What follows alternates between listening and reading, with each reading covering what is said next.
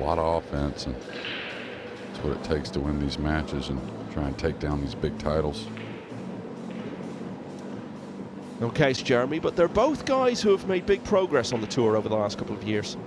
Yeah, absolutely. I mean, AJ, a lot more limited time on tour, but has shown us a ton and shown the entire world or another, some medical stuff, some prior commitments, and you know, you kind of seem like maybe there's some players on a certain level that feel like this is a very good opportunity to make a deep run and maybe get somewhere where I could get that title. We told you we'd let you know how the Mickey Krause match finished. We did even better by showing it to you there, and he is now through. So the familiar names, you could feel the tension in the air on the final day. It was the opportunity of a lifetime for those guys, and some responded to it better than others who stood up best to it. And you know, it's not even just in terms of the chance for someone to come through and win it, but there must be guys looking at the draw and thinking, okay, these are all good players, but there's nobody really standing in my way of a quarter-final, semi-final run. That's the big test today and into tomorrow. How do they respond to having a big opportunity to really go deep in one of these events, an opportunity that they might not normally have? Really not much of an option, or a percentage option anyways. Got a lot of power though. Good touch. You know, and you look at, do we have any our semifinalists? Didn't make it. It's gone, and well, Labutus as well was the other one, so very good point.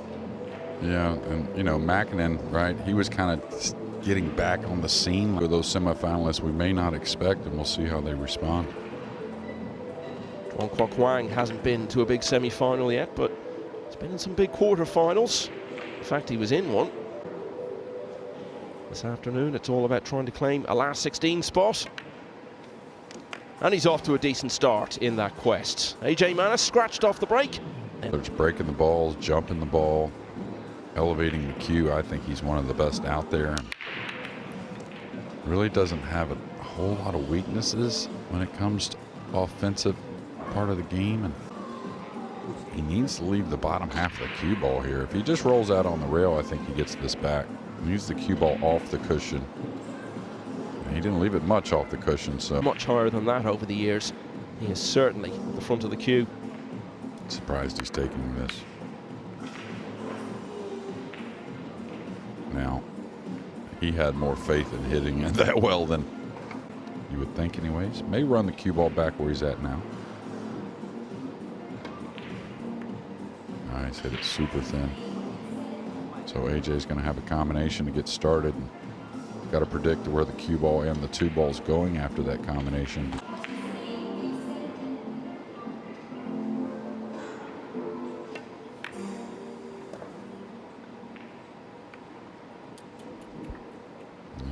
Awkward cueing here. When's the time to bring him out with the big boys, really, you know? And like, what's the kid's name from Germany that's so good? Vogels, right? And yeah, Felix Vogel. As a young man, but as a favorite in a lot of matches also, so, which is a different kind of feeling than an underdog. We've seen that before. You don't want to pull these kids out too early, but this AJ Manis, he's definitely ready to be out here with the big boys, I think. Yeah, and in any sport, you're always looking for new stars to come through, and when you pinpoint them, you're not just looking at their ability to play, it's everything else about them, the way they play, the style, and a little bit of unpredictability goes a long way, and I think Manis has got the full package in that regard. Yeah, absolutely, and, you know, didn't get to talk to him a ton there at the PLP, but seems like a genuinely sharp young man, and a really good young man. And certainly a very good player. And he's levelled in the early stages of this match at 1-all. Yeah, it's the second matchroom event in a row they've actually played each other, because they met in the Premier League. Bidding to reach his first ever last 16 in one of these events. And he's breaking at 1-all.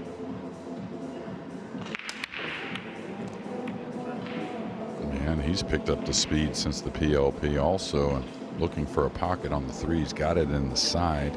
Well, he's got the corner also, never mind, the eight's not in the way, so this is a more comfortable way to play the ball. Again, another gorgeous day here in Telford. Just really awesome weather, and I would never say we hear complaints about the tables. You know, sometimes it's just comments, oh man, they're playing super tough, or, you know, maybe a hair bouncy because of this or that, but no complaints this week with the weather so perfect. We play indoors, but I don't know, I just think it keeps the players in a better mood. Everyone feels better about things when the weather's so nice. Now this shot got awfully odd from nowhere. I'd spin. The 9's a big ball as far as getting shape on that black 8. Yeah, I thought it was missable. He tried to attack with outside, and I don't think that was a big option, really. Fancy Duong to retake the lead here.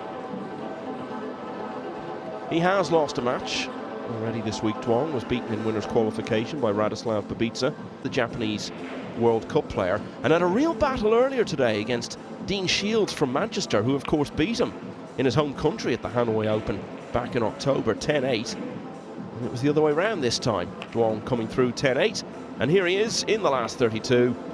And perhaps unexpectedly, given the position Manus was in a few shots ago.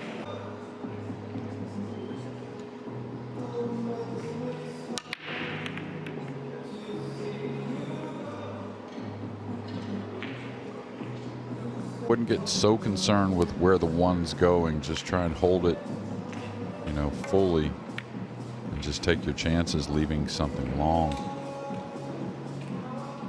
And a nice shot. Talked about yesterday, got a little quiet for maybe a year or so, but I think he's back and he's better.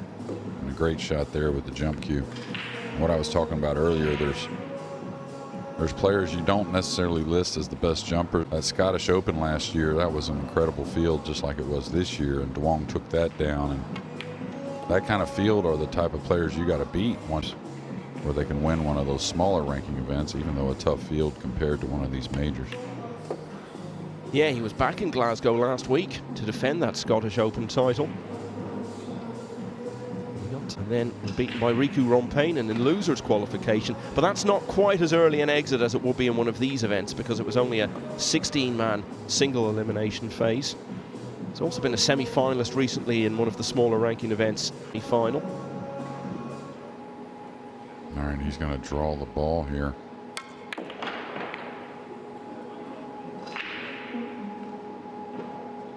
Ivan should extend his lead.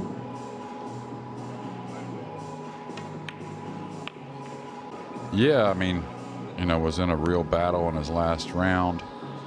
He was in a few battles to survive, from what I remember, on the one-loss side of the early rounds of this event. So he's just become a real seasoned veteran that has a lot of talent.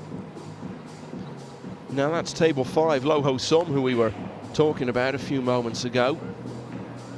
He has that great record against top players, but again, here he is struggling against someone who you might have made him favourite against, Imran Majid. And if this falls nicely for the matches going on back here on the main table, Duong off to a very good start.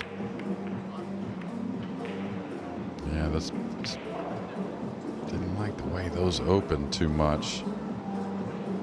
We'll get another look here in a moment. Kind of wonder if the rack was fully intact. 2 drawing ones in a row for DQH. Almost went further. He was involved in a wonderful match against Carlo Biado. Only went down 10-9.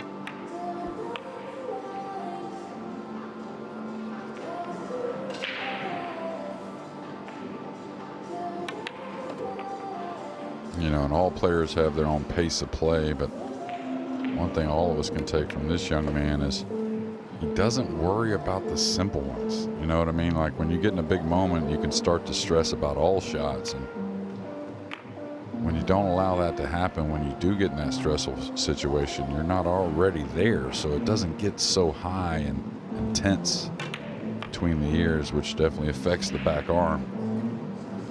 Yeah, and he's got that youthful sense of not really having any major battle scars in his past, and yeah, it's reflected in his manner around the table and the way he plays. And well, that's managed to stay up, so this should be a very quick rack. Duong not getting away with the dry break this time. AJ Manus closes to 1 behind at 3-2.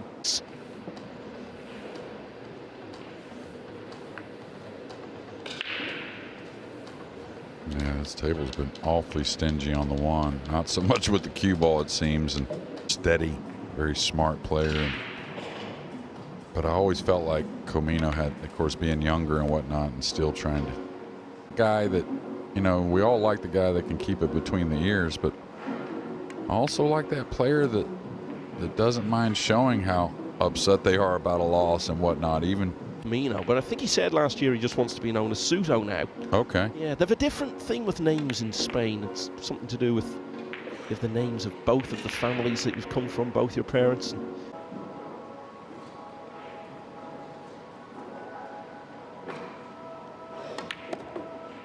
Yeah, a bunch of youngsters playing in this round, of course. Game's getting younger, it seems like every sport.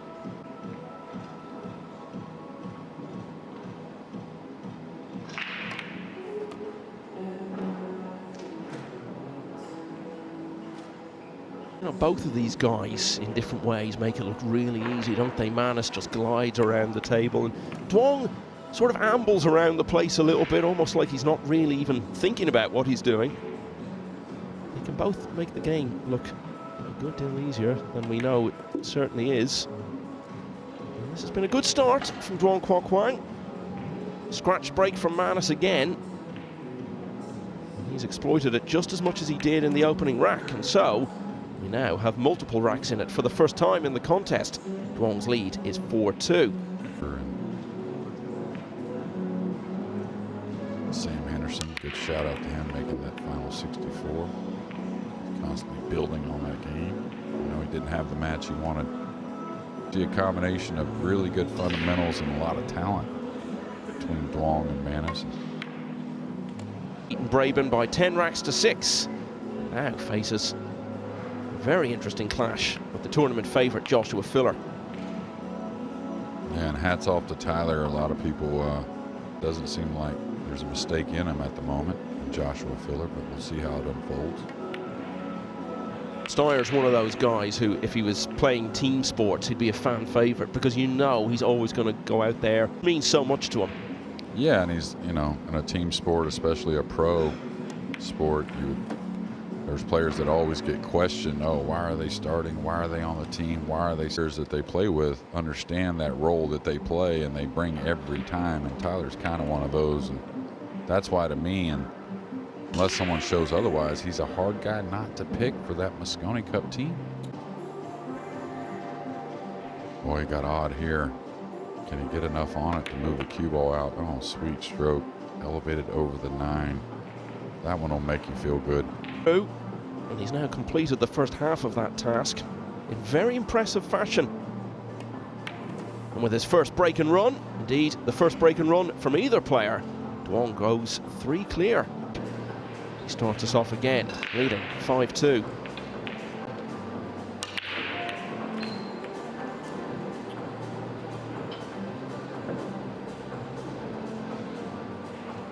So should just cross this over, try to run the cue ball behind the pink.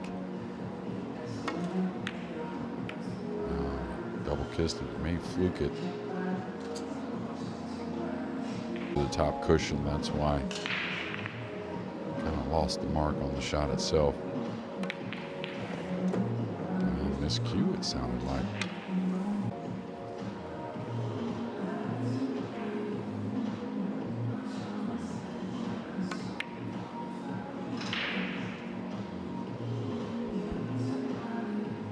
The gap at the 3 here definitely has a piece of it, and so may have a direct look.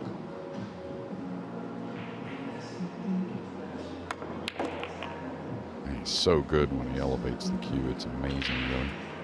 How many times did we say that during the Reyes Cup last year? We kept pointing to that particular strength of his. Sachet around the table, but I'll tell you one thing he does better than most is he stays real still when he elevates that cue, and that makes a huge difference on success.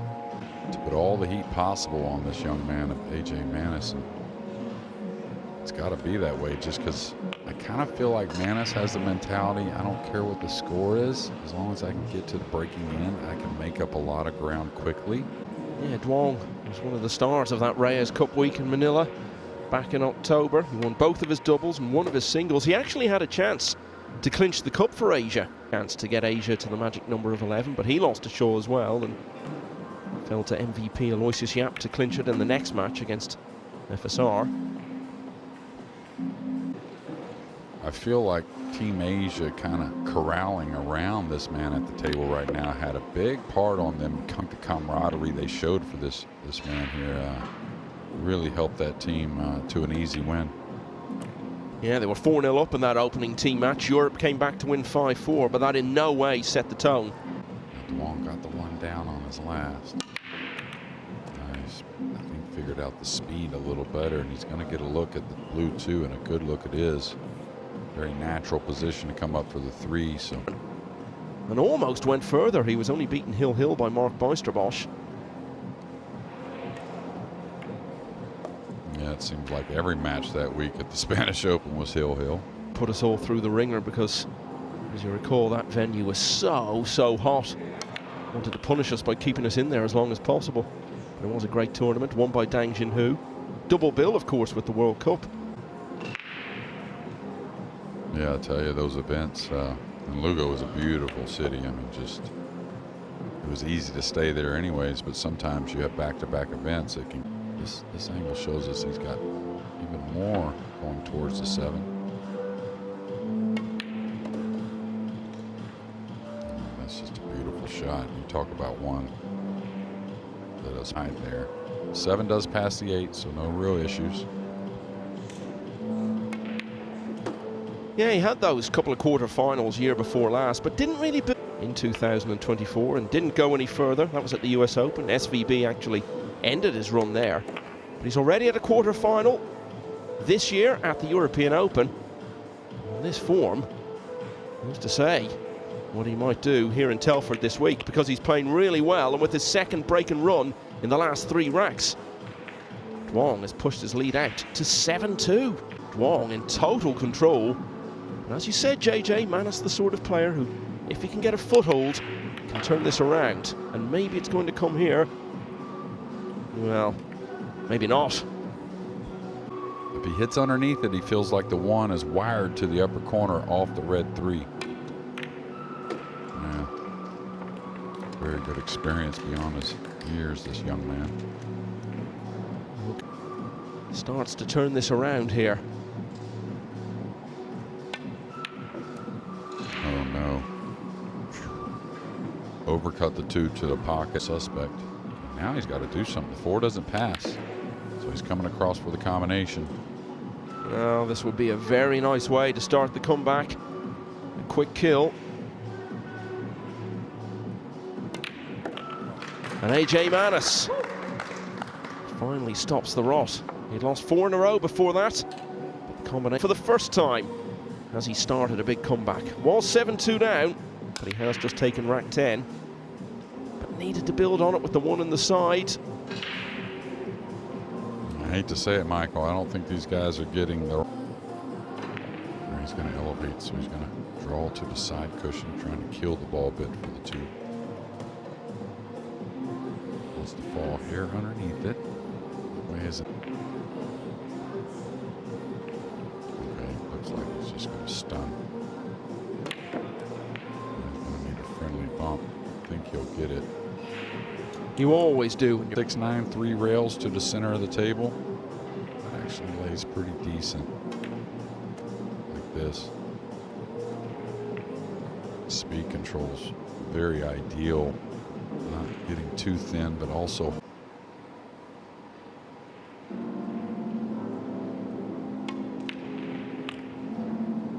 this is turning into just about as good a display as we've seen from anyone on the main table next round, because he played Torsten Homan twice during that run to the quarterfinals in Sarajevo back in March, beat him in winners qualification, and then after Homan had come through on the loser side.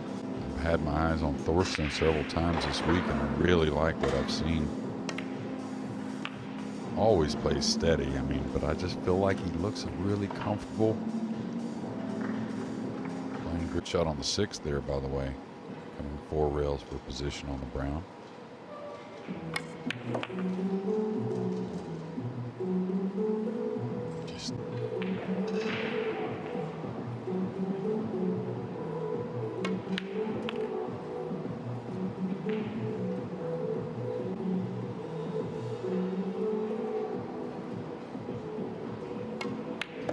Manus' attempted comeback has been stopped in its tracks very quickly there. He's going to have to start another recovery now. Duong breaking with an 8-3 lead. He's made the one. Q. If you happen to miss the bank, so he's just going to kind of nip this behind the 3. And we're on taking. On the flip side, of course, it will be so hard to take if he loses from the position he was in.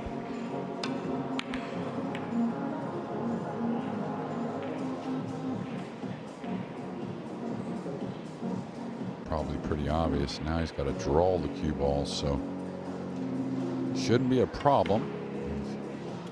An easy missed ball from Duong. He's just about through.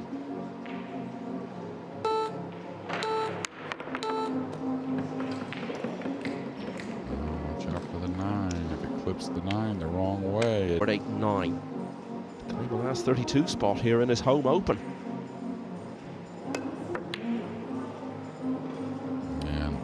Going to get this 8-9 and tell you what else he needs to do. He needs to single elimination. Both now been eliminated following the defeat earlier today for defending champion Robbie Capito. A huge shot there from Duong, especially after missing a pretty easy. After making that miss, a lot of players easy to maybe want to draw that, make the make a little easier, a little more comfortable. I have to play this on the side if I don't have to.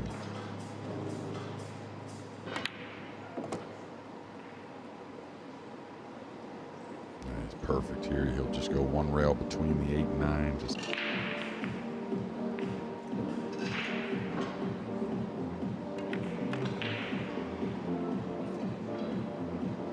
so, as I said, two players who've really made a name for themselves to one extent or another on the World 9-Ball Tour. At this and expecting a close one.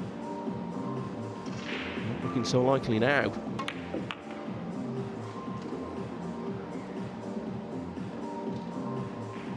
Killed this as a contest. Yeah, really. I mean, besides the break shot, which has cost Manus 2 scratches, of course, that you can't always predict, some dry breaks, but clearing mistake, it's just been exceptional pull by the Vietnamese star. And that is now 6 of the last 7 racks have gone in his favor. He just needs one more to advance. Duong begins the rack, which may well take him through to the last 16.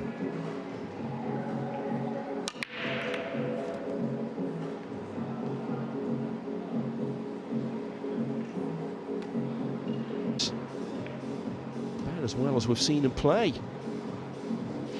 He's been out on the main table.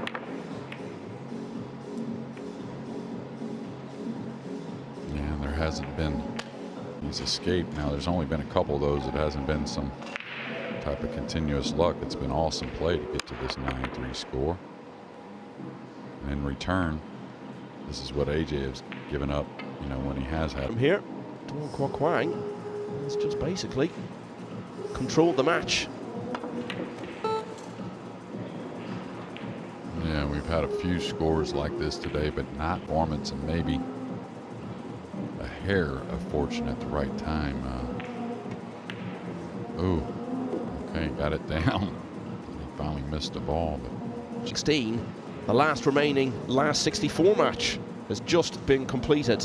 Max Lechner winning that hill finish against Wang Hung Sang. Lechner, another player who has yet to win one of these big matchroom titles.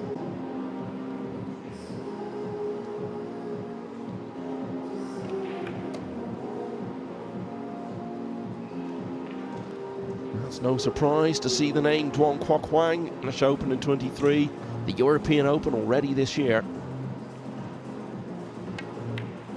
But perhaps the way he's playing here,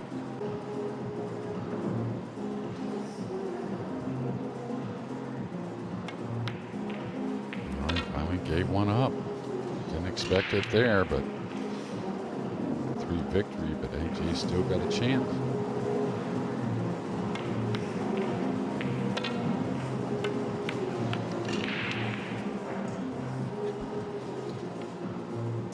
as we were beginning to pen the last rights for this match. Manus looks as though he's going to extend it here. Duong has done very little wrong in this match. He did something wrong there though, and he's paid the price for it. So Manus keeps it going. It's 9-4. Here in Telford, it's all about the UK Open this week. AJ Manus is battling to stay in it.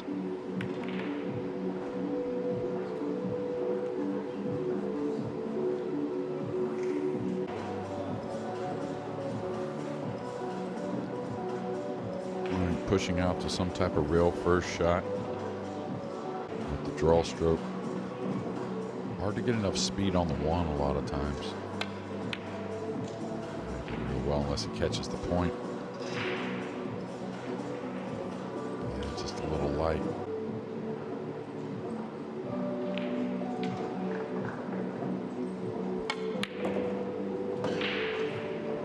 Pure stroke there to draw off the 6. That was a very heavy contact on the 6 also. Previous rack, couldn't quite get the job done then.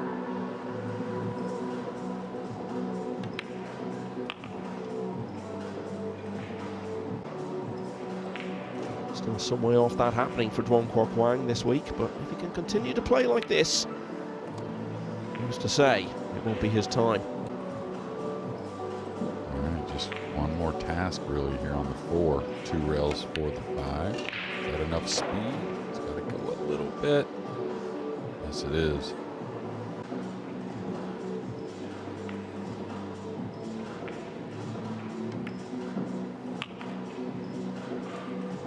He's looked very in control of his game. Yes, there was that lapse in the previous rack, but it was very much at odds with what we've seen from him throughout the day. But hold on, what's he done here? Yeah, as soon as he hit it, it seemed like too much speed, and now I don't think this is really cuttable. Undoubtedly going to draw the cue ball. This is short, so AJ still got light. For the second rack in a row.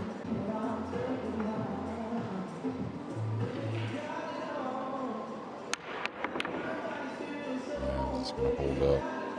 So Duong's going to get a pretty easy shot at the 8 to finish this match.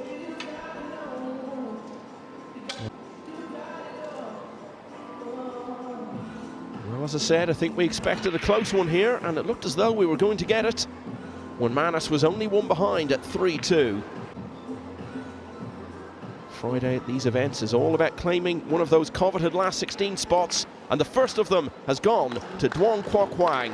He defeats AJ Manus by 10 racks to 4. He's through to the last.